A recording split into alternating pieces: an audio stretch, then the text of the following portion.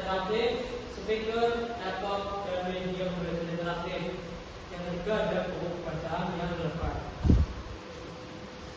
Target peserta didik reguler dan tingkat. Model pembelajaran tatap muka. Metode pembelajaran ada PJBL dan e-learning. Tujuan pembelajaran: 1. Berdasarkan potensi belajar. 2. Mengidentifikasi ciri-ciri puisi sederhana. 3. Menulis puisi sederhana berdasarkan teks yang diberikan. 4. Menampilkan hasil puisi secara percaya diri. Pemahaman bermakna. Peserta didik akan mengetahui puisi dapat digunakan untuk menyampaikan perasaan, pengalaman, dan bahasa yang indah. C. Pertanyaan pemantik. 1. Pernahkah kalian membaca atau membuat puisi? 2. Mengapa puisi terdengar indah saat dibacakan? 3. Bagaimana cara membuat puisi sederhana? Kegiatan pembelajaran. Ada pendahuluan seperti yang dilihat, guru mengucapkan salam, bersedia, dan memberikan motivasi seperti biasanya. Langsung kegiatan inti yang pertama ada meaningful learning, pembelajaran bermakna. Guru menampilkan contoh puisi sehingga peserta didik dapat memahami bahwa puisi dapat digunakan untuk mengungkapkan perasaan. Yang kedua ada mindful learning, pembelajaran sadar. Guru membimbing peserta didik memilih tema puisi, kata-kata yang indah dan sesuai sampai memahami makna puisi yang dibuat. Yang ketiga ada joyful learning, pembelajaran menyenangkan.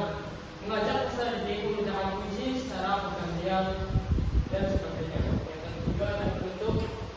Guru mengajak peserta didik melakukan refleksi, memberikan umpan balik dan menyampaikan pesan moral sehingga diakhiri dengan penutup pembelajaran dengan doa. Yang E ada asesmen penilaian. 1. Asesmen sikap. Asesmen penilaian aspek yang dinilai dari mulai percaya diri, kerjasama, dan tanggung jawab. Yang kedua adalah asesmen pengetahuan. Instrumen penilaiannya adalah apa yang dimaksud kerjasama, sebutkan ciri-ciri puisi dan mengapa mungkin menggunakan kata-kata indah. Refleksi. Yang F, refleksi. Yang pertama refleksi untuk guru. Apakah tujuan pembelajaran dapat tercapai? Peserta didik aktif dalam proyek, kemampuan peserta didik dalam membuat puisi. Yang kedua ada refleksi untuk siswa. Apa sih yang dipelajari tentang kata puisi? Bagaimana pelajaran yang paling kamu sukai dan merasa senang belajar tentang puisi. Yang ketiga ada refleksi untuk perbaikan pembelajaran. Apakah siswa kesulitan dan mendapatkan pendampingan yang cukup? Apa yang perlu diingatkan dalam hal metode pembelajaran dan penggunaan media? Inspirasi kegiatan. Yang pertama ada kegiatan pengayaan. Peserta didik membuat puisi dengan tema bebas dan menghiasnya. Yang ideal peserta didik dibimbing kembali memahami ciri-ciri puisi dan cara membacanya. Lembar kerja peserta didik antara KPD dan KPD. Yang pertama, peserta didik dapat membuat puisi sederhana dengan baik, menjalankan penelitian puisi dan menyebutkan ciri-ciri puisi.